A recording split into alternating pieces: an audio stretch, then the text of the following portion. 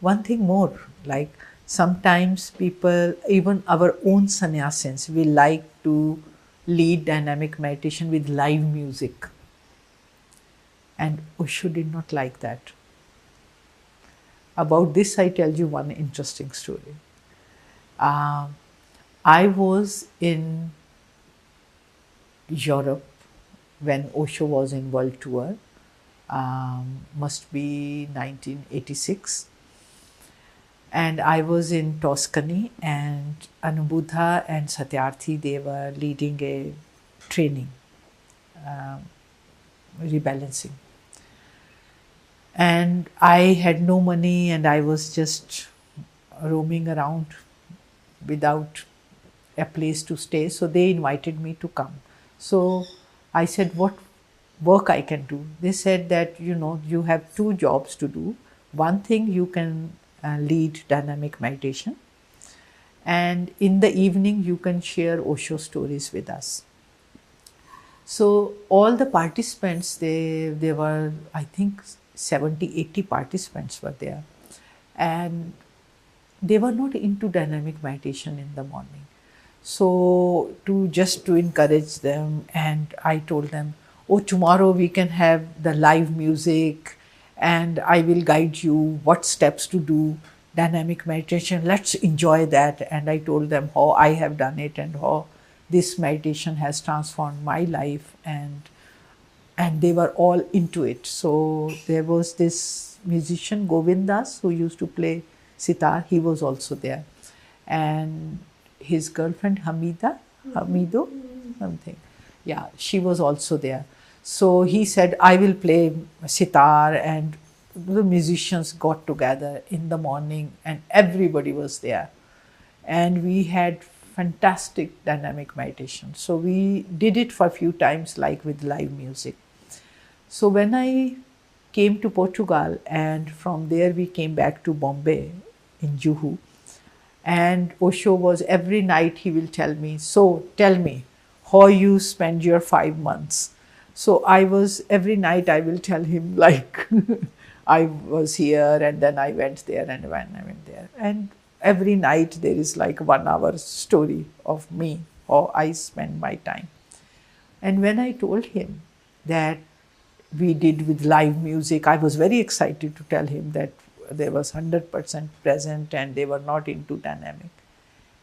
And Osho looked at me and told me, never do this again.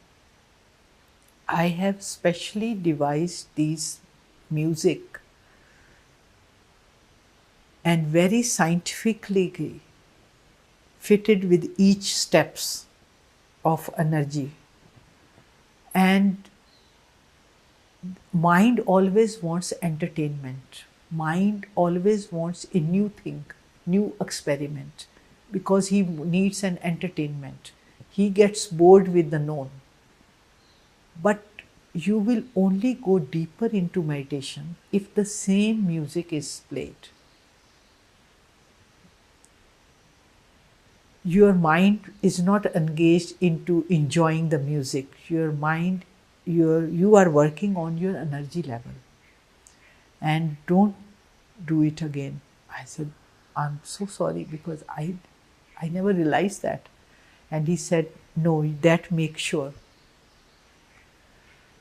And I remember when we came from Bombay to Pune, and many musicians came to me. Oh, I have created this new music for dynamic, because this became a, you can say, talk in the our sannyasins, that, oh, we played the live music and it was very successful. So musicians started creating new music.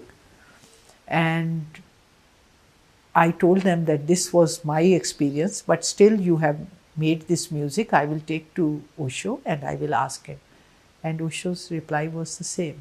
No play around with the music which I have created specially for these techniques. And you remember, sometimes we will ask, my question was to Osho, I tell you one story that one sannyasin came to me and she said that she had done some groups of Sufism or Gurdjieff Sufism like that, and she had done a meditation called Four Directions, and it was very beautiful music, and she had very good experience of doing that, and she gave me that cassette and asked me that can I do it in Buddha Hall. So I took it to Osho, and Osho said yes, it's very good music, and it is like we can do it. So then I told her yes, and then she said, but you know, this is this music and this meditation is copyrighted. I have to ask the permission from those people. I said, okay, ask the permission.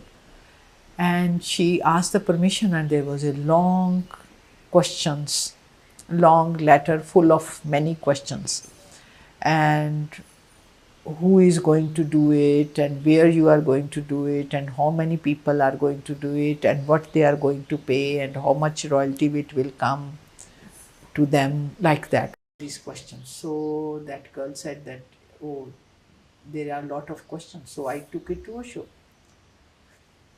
And Osho said that, you know, all these meditations are to uplift the conscious level of humanity. And this Western mind is always to control and to possess.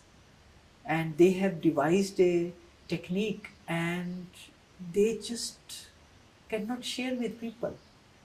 They just want the royalty and copywriting and trademarking of them. And then Osho was like, went on and on. He asked me to write them back, and it was quite a strong letter.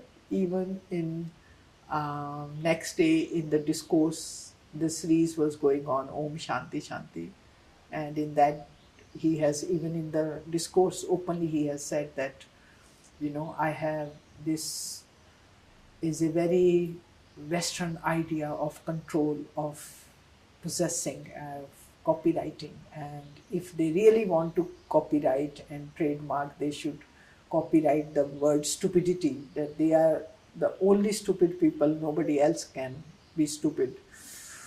Like that. He was very much like not to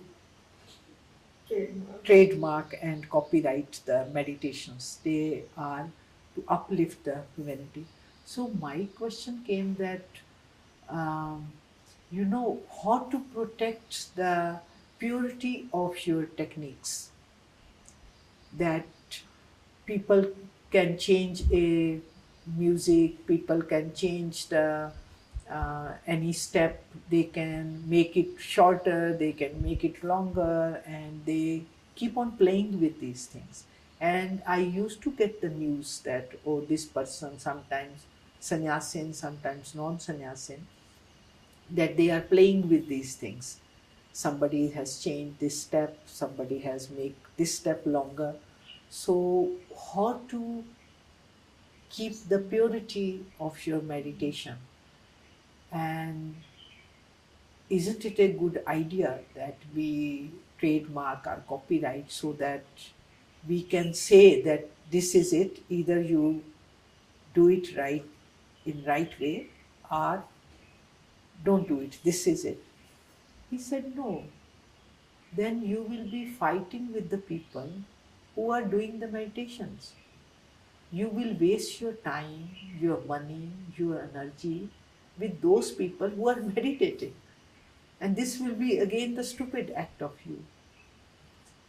All that you can do is that make these meditations so widely available that everybody knows that these are the right way of doing it.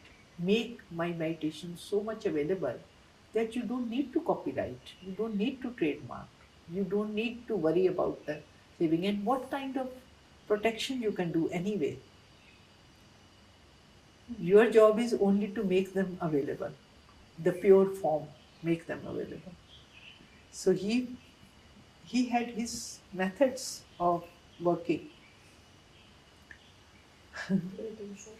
Great insight and very practical approach also.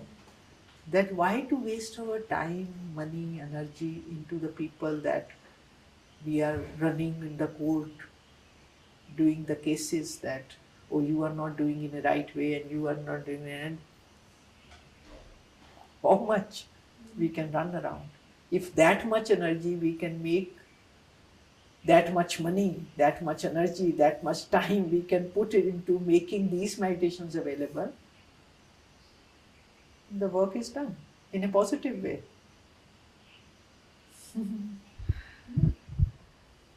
Let's come to this little incident which happened in Buddha Hall. Once a woman started laughing in the middle of the discourse. It was 88, I think it was 88. It was 1988, and Osho's discourses were going on. I think it was rainy season. Do you remember which month? Strong. Uh, It was Zen series. Rainy season, and the storm was coming, and in our Buddha hall, and there was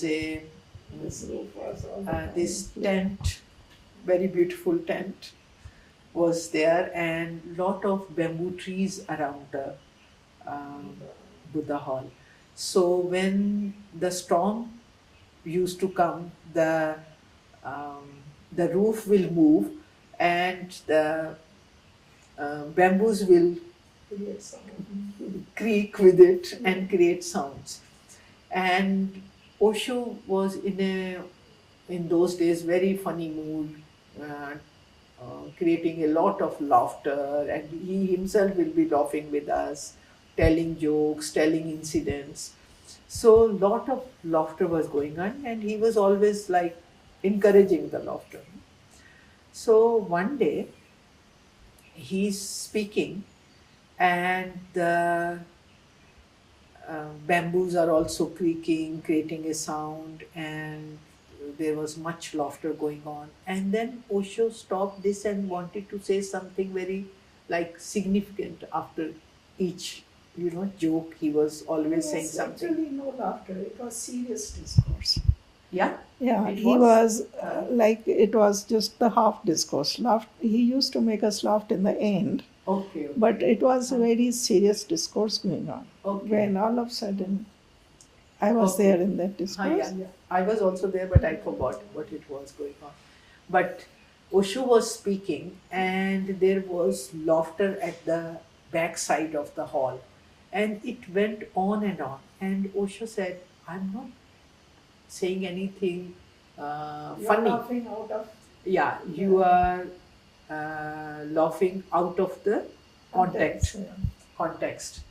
And still the laughter was going on. And especially there was one Japanese girl who could not understand what Osho was saying. She did not understand English, and she kept on laughing, feeling whatever, like the laughter was coming, and she became hysterical, into her laughter without listening what the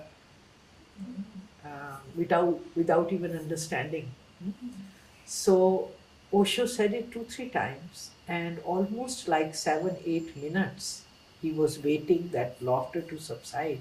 It did not, and he got up and he said something. He said before leaving. Put his pad, and he got up, namaste, and said, "Don't wait for me tomorrow." Yes, yeah. And he left, and he said, "Don't wait for me tomorrow."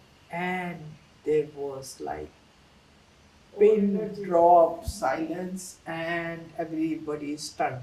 What happened? He had never done this thing, that he would leave the discourse in between and without finishing anything, and left like this. And he left, and I got up. I was sitting in the front row, and I moved from where the laughter was coming. So I asked who was laughing. I was like furious. Who is laughing? And they pointed that girl. I took her by the hand and I went into my office and I said, bring her in. And I asked what it is. And then the other Japanese girls came, they translated. And then I came to realize that poor girl, she was thinking something is funny is going on. It was the storm and it was the bamboo creaking and creating a sound, and she felt it was a laughter and she was laughing. And she became hysterical, but without realizing what Osho is saying. And when I talked with her what he has said and left, she felt like, oh my God, it was like she will kill herself. She felt so guilt, so bad about it.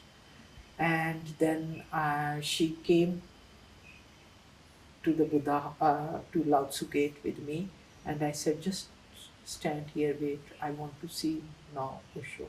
So I went to see Osho in his bedroom, and I saw another scene. There is Shunyo and there is Amrito, there is Anando.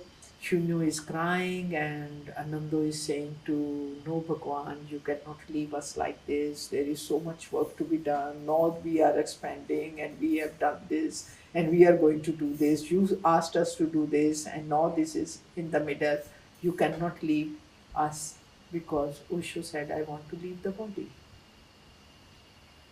You don't understand me. And he said that if my people don't understand me and my people, they don't want to listen to me, I'm saying something and they keep on laughing and making myself a laughing stock. Why I should be in the body? My work is done. I am here living in this body for you to help you. And if you don't want my help, don't want to listen to me, don't want to sit, and you are into your own world, then why I should be in? You say that you don't know how much in pain I am. I am holding my body. And yeah, that also he said that, that you don't realize how difficult for me to be in this body. And this body is hurting me, giving me pain, and it is very difficult to be. But because of you, I am living in this body. But if you don't want, why I should live? And then I reach there and I tell him that, you had promised me that unless in this life you see me that I can walk on my own, you won't leave the body. And look at me. You can say that I'm ready. I know that I'm not ready on my own. You cannot break your promise. You have to live. And then by that time, Vivek also came. She was not present in the discourse. She had gone out. She came back and she saw the rush around the Lao Tzu gate and she heard what has happened. And when she came in and I am talking to Osho about this, and then she said, Bhagwan, you cannot leave the body. She said it with so much authority. You cannot leave the body. And Neelam had been, I heard all this. Neelam had been talking with that Japanese girl and she does not even understand. And she was not insulting you. She just was an ignorant, stupid girl who did not understand your language. And she felt it is something funny is going on. It was the sound of the bamboos, but she felt it is a laughter going on. And she went into hysterical. You cannot leave us because of one person's stupidity or ignorance. And I said, Bhagwan, she is feeling so guilty, so bad. And I think she's going to do harakiri. You do it and there will be many people and all the Japanese especially. It's going to be a big chaos.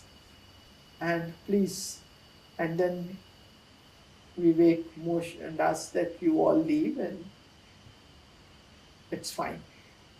And then we all came out and